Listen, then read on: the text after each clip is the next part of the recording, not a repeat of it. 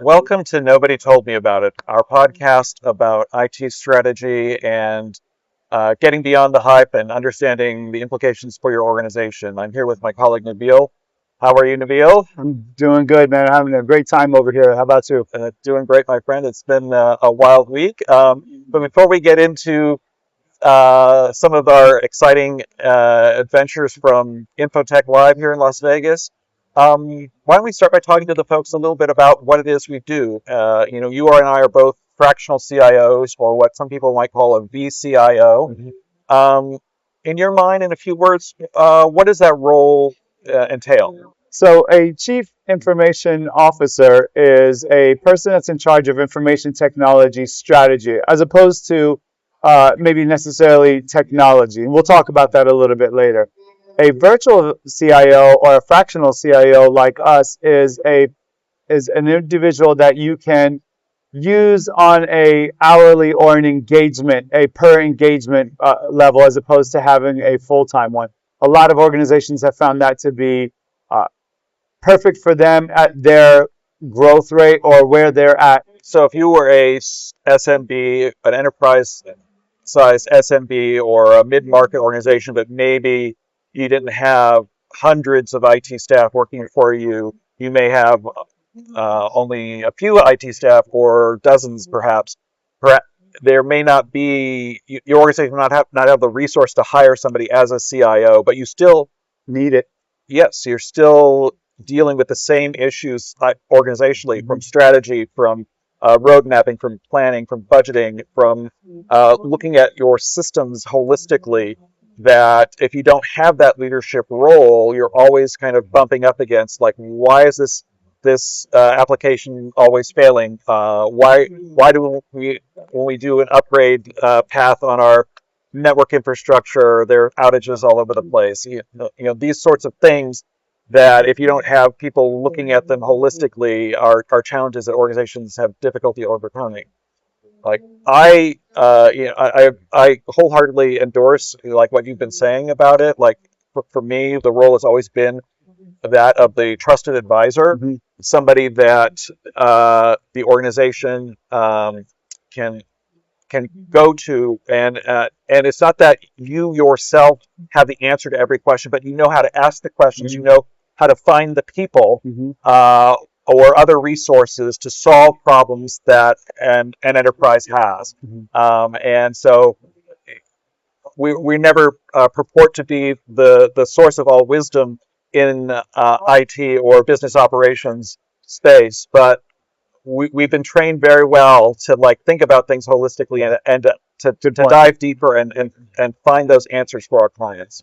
Good point. And I always say that we are business leaders first, CIOs second, or business strategy advisors first, and CIO second. Reason why CIO second is a chief information technology uh, uh, advisor or just a CIO period is also in charge of technology, but that's not everything. And so 9 times out of 10, don't quote me, if somebody comes up to you and says, I need a solution, what are the chances I have a problem? I've got a bottleneck. I've got a silo.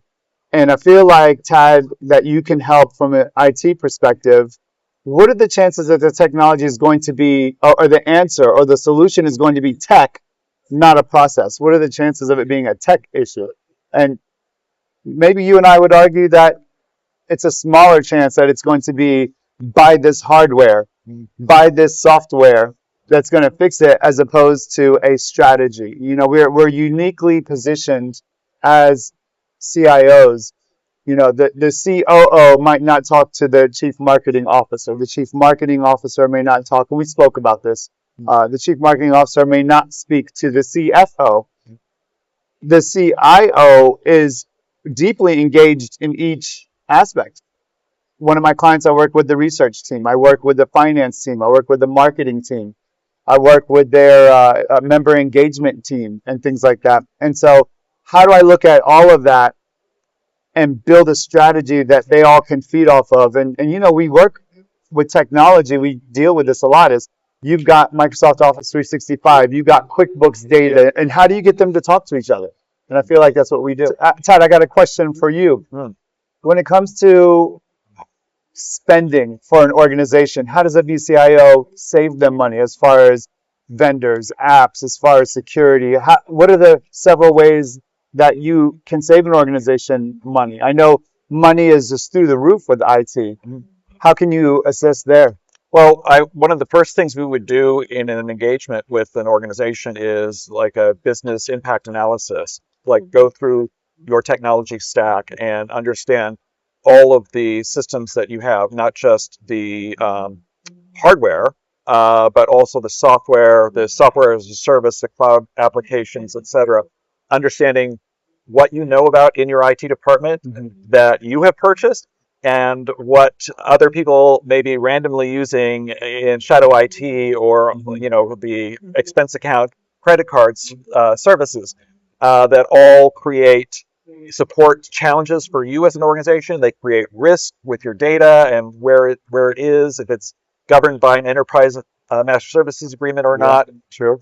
There are any number of things. So oftentimes we find that when we do these kinds of analysis, we find that people are double or triple spending for things like you've got a corporate license of Adobe Acrobat, but somebody's just bought it off the street, and you've got a free license sitting somewhere that you could reassign to them. Similarly with Microsoft Office applications, Microsoft 365, it may be that you're using like 2 or 3 different solutions for email list marketing or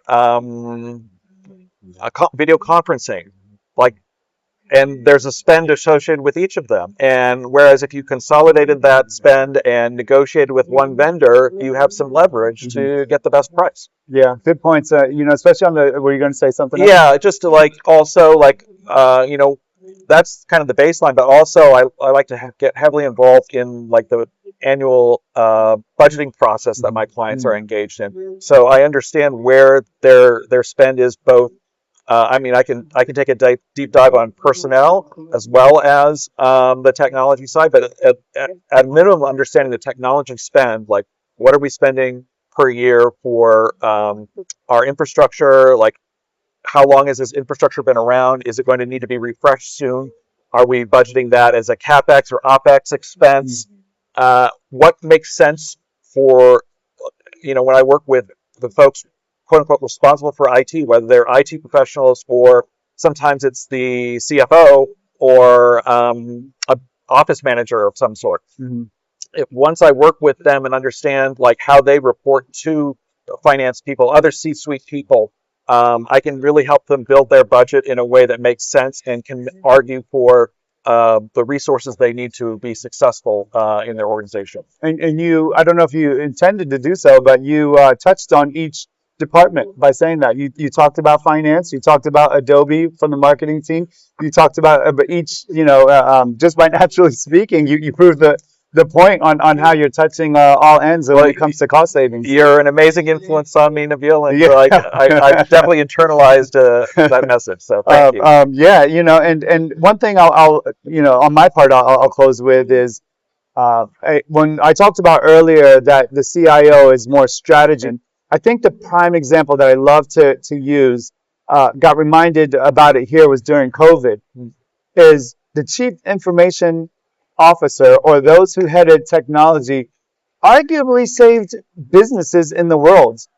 It wasn't because they had the right servers or the right firewall or the right spam solution or the right contract with the right vendors, because they were in a matter of a week able to take your company's current IT stack without buying something else because you didn't have time to assess if it's the right tool or not, and turn companies over to Teams, turn companies over to what you exist at.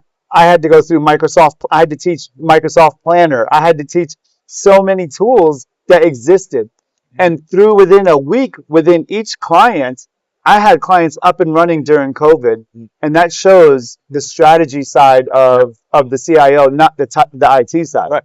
We didn't know all those answers or that the clients necessarily had all of these tools. We knew how to ask the questions to get to those answers, and then figure out systematically through systems thinking, which I might talk about in a little bit, like how we can how we can be successful for them, and how we can help them achieve all these goals and provide great service to their stakeholders, whether it's their employees, their customers, their leadership, etc. Yeah, spot on. So what I got, I think I hope that defines the CIO role. Yep. I think we have a very more than a fractional look at what a fractional CIO does, and we'll I definitely love get into puns. it more in the podcast. But thank you all very much for joining us. Like and subscribe. We appreciate your feedback and your comments.